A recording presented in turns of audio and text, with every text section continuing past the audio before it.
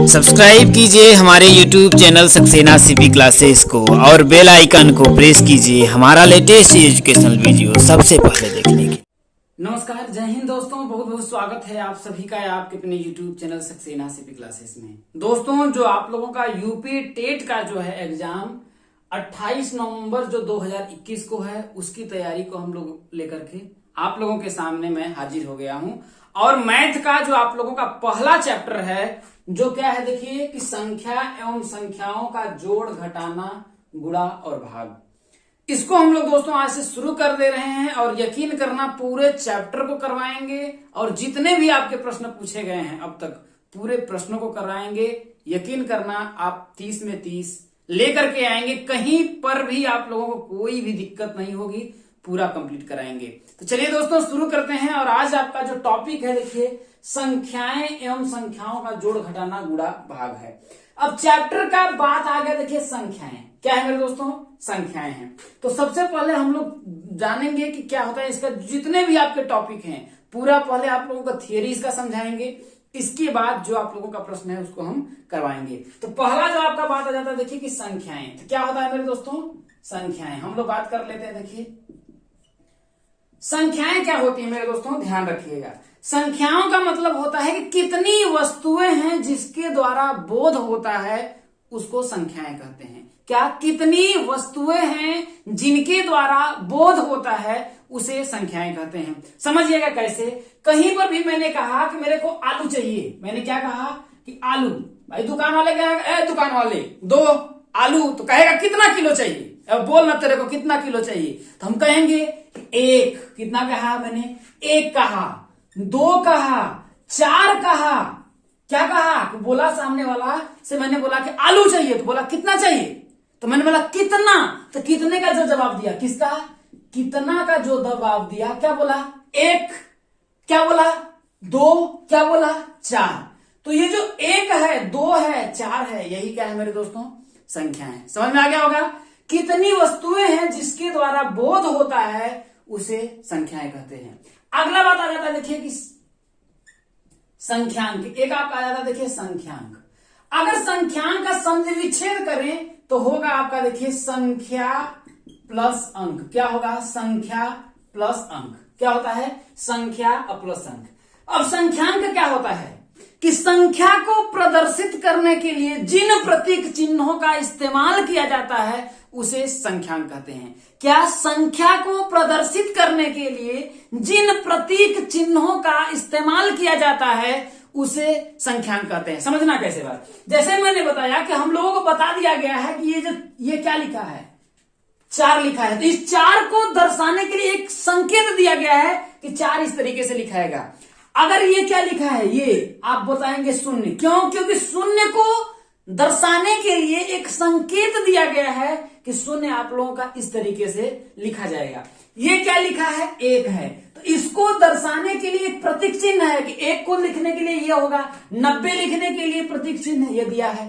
तो संख्या को प्रदर्शित करने के लिए जिन प्रतीक चिन्हों का इस्तेमाल किया जाता है उसे संख्यांक कहते हैं। ये बात आप लोगों को समझ में आ गई होगी। अब आप बात रखिएगा, जो संख्याएं होती हैं कई प्रकार की होती हैं। क्या होता है मेरे दोस्तों कि जो संख्याएं होती हैं वो आप लोगों की कई प्रकार की होती हैं।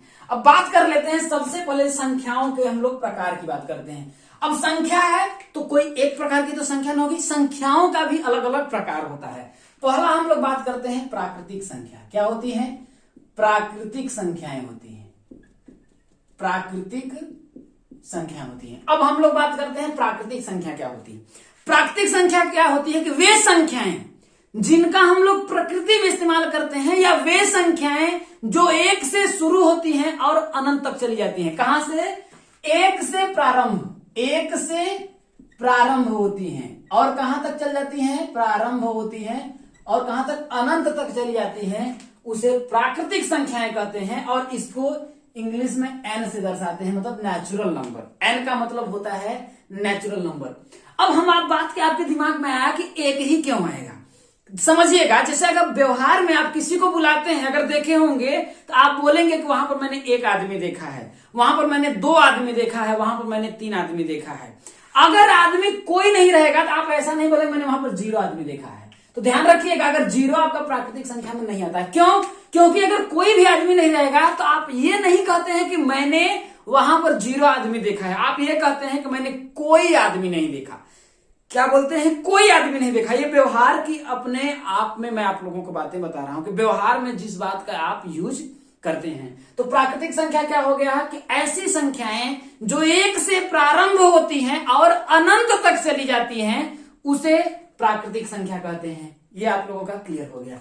अब दूसरा जो आपका आ जाता है, देखिए पूर्ण संख्या क्या होती है? पूर्ण संख्या कहते हैं। क्या बोलते हैं? पूर्ण संख्या। इंग्लिश में इसको बोलते हैं होल नंबर। क्या बोलते हैं? होल नंबर से बोलते हैं, ठीक है। अब ये क्या होती है? देखिए इस तरीके से भी बोल सकते हैं कि प्राकृतिक संख्या में 0 लगा देने पर हमें पूर्ण संख्याएं प्राप्त होती हैं। क्या? प्राकृतिक संख्या में 0 लगा देने पर हमें पूर्ण संख्याएं प्राप्त होती हैं। देखिए प्राकृतिक संख्या क्या है? देखिए आपका 1 है, 2 है, 3 है, 4 है, ऐसे ही आपका अनंत तक चला गया। इसमें सिर्फ जब मैं 0 लगा दूंगा तो ये संख्याएं क्या होंगी? पूर्ण हो जाएंगी। अब कोई भी संख्या अगर हमको बनाना हो तो मैं बना सकता हूं। जैसे कि अगर आपको 10 बनाना हो तो 0 की जरूरत हो मेरे दोस्तों, तो कभी भी भैया 1 से लेकर के आप जो संख्याएं हैं 1 2 3 4 5 6 7 8 9 उससे पूरी संख्याएं नहीं बनाई जा सकती हैं। तो 0 की हमें जरूरत पड़ेगी कब? 10 बनाने के लिए, 100 बनाने के लिए, 20 बनाने के लिए। तो प्राकृतिक संख्या में 0 लगा देने पर हमें जो संख्या प्राप्त होती है उसे पूर्णांक संख्या पूर्ण संख्या कहते हैं। क्या कहते हैं? पूर्ण संख्या कहते हैं। या ऐसे भी बोल सकते हैं कि वे संख्याएं जो 0 से शून्य होती हैं और अनंत तक चली जाती हैं उसे पूर्ण संख्या कहते हैं। समझ में आपको आ गया होगा। आगे आपका जाता है, देखिए पूर्णांक संख्या। क्या बोलते हैं? पूर्णांक संख्या। क्या आता है आपका? देखिए पूर्णांक संख्या, जिसको इंटीजर्स बोलते हैं। क्या बोलते हैं? इंटीजर्स बोलते हैं। इंटीजर क्या होता है कि सभी पूर्ण संख्याएं, क्या होता है कि सभी पूर्ण संख्याएं और इनके ऋणात्मक मान का जो संग्रह होता है उसे पूर्णांक संख्या कहते हैं। जैसे आपका 0 हो गया, 1 2 3 4 ये आपका अनंत तक चला गया। अब जैसे देखिए 1 है, 1 का आपका देखिए ऋणात्मक मान -1 होगा, 2 का ऋणात्मक मान -2 होगा, 3 का -3 होगा, और ऐसे ही ये कहां तक चला जाएगा? अनंत तक चला जाएगा। तो ये जो संख्या होगी आपकी क्या होगी? पूर्णांक संख्याएं होंगी। क्या होंगी? पूर्णांक संख्याएं होंगी। यहां एक बात और ध्यान रखिएगा, कभी भी आपसे पूछ सकता है कि जो 0 होती है, 0 क्या है? एक पूर्णांक संख्या है। 0 क्या है? पूर्णांक संख्या है। लेकिन यदि पूछ देता है कि यह कैसा पूर्णांक है, धन पूर्णांक है, कैसा? देखिए धन पूर्णांक है या ऋण पूर्णांक है, या ऋण पूर्णांक है। धन पूर्णांक मतलब कि पॉजिटिव इंटीजर्स है या नेगेटिव इंटीजर्स है। तो ध्यान रखिएगा, यह जो होती है ना तो पॉजिटिव इंटीजर्स होती है ना ही नेगेटिव इंटीजर्स होती है। बात को ध्यान रखिएगा, क्योंकि अगर मैं इसको +0 अगर लिखूं तब पर भी इसके मान में कोई फर्क नहीं पड़ेगा, और -0 लिखूं तब पर भी इसके मान में कोई प्रभाव नहीं पड़ेगा। दोनों का बात एक ही होता है। तो ध्यान रखिएगा, पूर्णांक संख्याएं क्या होती है? सभी पूर्ण संख्याएं और उनके ऋणात्मक मान का जो संग्रह होता है उसे पूर्णांक संख्या कहते हैं। ये बात आप लोगों को दोस्तों समझ में आ गई होगी। अब आपके आगे आ जाता है, देखिए एक और आपका आ जाता है, देखिए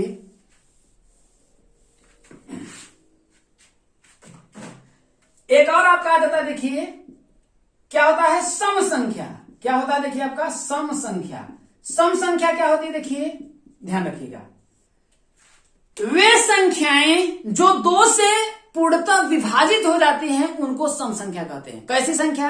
कि ऐसी संख्याएं जो 2 से पूर्णतः विभाजित हो जाती हैं उसको सम संख्या कहते हैं। जैसे में आपका एक 2 हो गया, 4 हो गया, 6 हो गया, 8 हो गया, 10 हो गया, ऐसे ही संख्याएं आपकी हो जाएंगी। 2 को देखिए, इसकी परिभाषा ये है कि जो संख्या क्या हो? 2 से विभाजित हो जाए। क्या हो जाए? 2 से विभाजित हो जाए। किससे? वे संख्याएं जो 2 से विभाजित हो जाएं उनको सम संख्या कहते हैं। जैसे अगर मैं बात करूं, जैसे 2 मैंने लिया, 2 को अगर 2 से मैं भाग देता हूं, ठीक है, तो क्या हो, 2 एक कम 2, देखिए पूर्णतः विभाजित हो गई कि नहीं, मतलब कि शेषफल अगर आपका 0 आ गया इसका मतलब वो संख्या पूर्णतः विभाजित हो गई। 4 को मैंने लिया, 4 को अगर मैं 2 से विभाजित करूंगा तो 2 दूना के 4 आपका आया, कट गया, इसका मतलब ये भी क्या है, पूर्णतः विभाजित है। लेकिन यदि मैं 3 को लेता हूं तो क्या ये 2 से विभाजित होगी, 2 एक कम 2, एक आपका शेषफल आ गया, तो ये संख्या 2 से पूर्णतः विभाजित नहीं है, इसलिए ये आपका सम संख्या नहीं है। मेरे बस तो समझ में आपका आ गया। तो क्या होता है सम संख्या, कि वे संख्या जो 2 से क्या हो, पूर्णतः विभाजित हो, उसे सम संख्या कहते हैं। क्या कहते हैं, उसे सम संख्या कहते हैं। अब आपका आ जाता है, देखिए इसके बाद इसको इवन नंबर बोलते हैं। क्या बोलते हैं, इवन नंबर, ठीक है। अब आपका आ जाता है, देखिए कि ऑड नंबर विषम संख्या। एक और आपका टॉपिक आ जाता है, देखिए कि विषम संख्या किसे कहते हैं, किसे, देखिए विषम संख्या। विषम संख्या क्या होती है, देखिए ऑड नंबर। वही ऐसी, देखिए यहां पर क्या हो, 2 से, देखिए ये 2 से क्या हो, पूर्णतः विभाज्य हो, 2 से पूर्णतः विभाज्य हो, मतलब ऐसी संख्या जो 2 से पूर्णतः विभाज्य हो उसे सम संख्या कहते हैं। और ऐसी संख्या जो 2 से पूर्णतः क्या हो, विभाज्य, आपका क्या हो, विभाज्य क्या हो या ना हो, नहीं होती है। मतलब ऐसी संख्या जो 2 से पूर्णतः विभाज्य होती है, ऐसी संख्या जो 2 से पूर्णतः विभाज्य नहीं होती है उसे विषम संख्या कहते हैं। उसे क्या कहते हैं, विषम संख्या कहते हैं। जैसे 1 आपका हो गया, 3 हो गया, 5 हो गया, 7 हो गया, 9 हो गया। आपको क्या है, आपको डेफिनेशन से पता है कि ऐसी संख्या जो 2 से पूर्णतः विभाज्य नहीं होती है उसे विषम संख्या कहते हैं। ऐसी संख्या जो 2 से पूर्णतः विभाज्य होती है उसे सम संख्या कहते हैं। यदि इसमें मैंने 5 को ले लिया, 5 में यदि मैं 2 से भाग दूंगा तो 2 दूना के कितना होगा आपका, 4 होगा, एक शेषफल आ गया। तो क्या यह 5 जो है 2 से पूर्णतः विभाजित हुई, नहीं हुई। तो ये ध्यान रखिएगा कि ऐसी संख्या जो 2 से पूर्णतः विभाज्य नहीं होती है उसको विषम संख्या कहते हैं। समझ में आप लोगों को आ गया होगा। अब आपके आगे आ जाता है, देखिए एक और टॉपिक आ जाता है, देखिए आपका भाज्य संख्या। क्या हो जाता है, भाज्य संख्या रहता है, ठीक है। भाज्य संख्या क्या होती है, देखिए कि ऐसी संख्या जो खुद से क्या होती है, ऐसी संख्या जो स्वयं और एक के अलावा, ऐसी संख्या जो स्वयं और एक के अलावा किसी दूसरी संख्या से क्या हो जाती है, विभाजित हो जाती हैं, उसे भाज्य संख्या कहते हैं। कैसी, देखिए कैसी संख्या, देखिए स्वयं, किससे, स्वयं और एक के अलावा किसी दूसरी संख्या से क्या हो, विभाजित हो।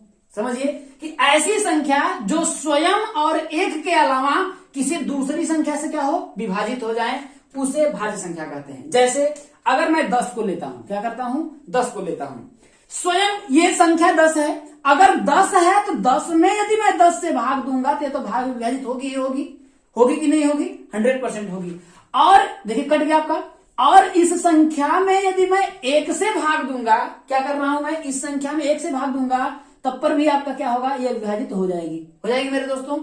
लेकिन ये कह रहा है कि ऐसी संख्या जो स्वयं और एक के अलावा किसी दूसरी संख्या से क्या हो, विभाजित हो। तो 10 देखिए भाई 1 से विभाजित हो गया, 10 से विभाजित होगा ही होगा। अब देखते हैं इसके अलावा किसी दूसरी संख्या से क्या यह विभाजित हो जाता है। तो मैं देखता हूं, देखिए 10 में क्या, मैं देखिए एक संख्या ले लेता हूं 2 से मैं भाग देता हूं, देखिए 2 पचे 10, कट गया आपका।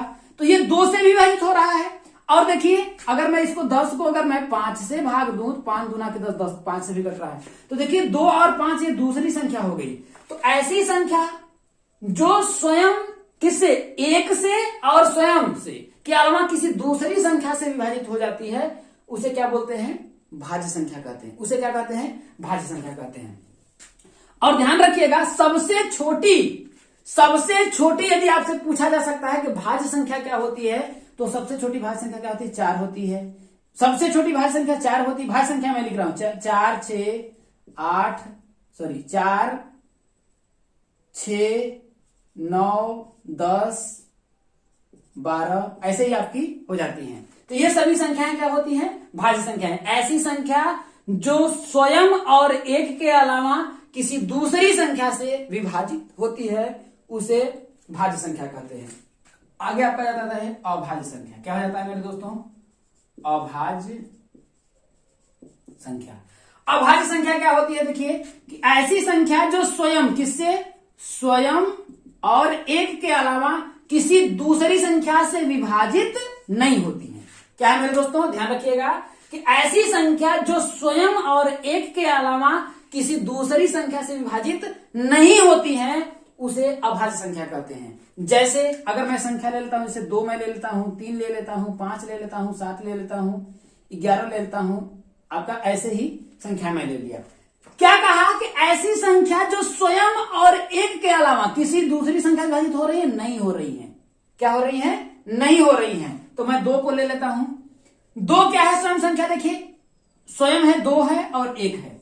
अब 2 से इसको मैं विभाजित करूंगा तो हो जाएगा, क्योंकि ये बोल रहा है स्वयं से और एक के अलावा किसी दूसरी, कोई दूसरी संख्या से। आप बताइए इसको विभाजित कर सकते हैं, नहीं कर सकते हैं। इसलिए यह जो है आपका एक अभाज्य संख्या है। बहुत से लोगों के दिमाग में यह होगा कि 2 जो होती है भाज्य संख्या होती है, नहीं होती है। 2 क्या होती है, सबसे छोटी अभाज्य संख्या होती है, और यही एक ऐसी संख्या है जो सम होती है। क्या होती है मेरे दोस्तों, सम होती है। जैसे मैं 7 को लेता हूं, क्या करता हूं, 7 को ले लेता हूं।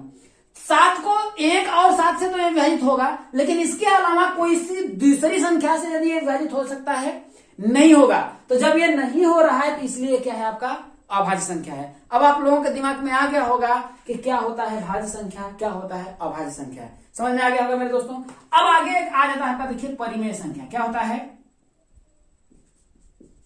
परिमेय संख्या।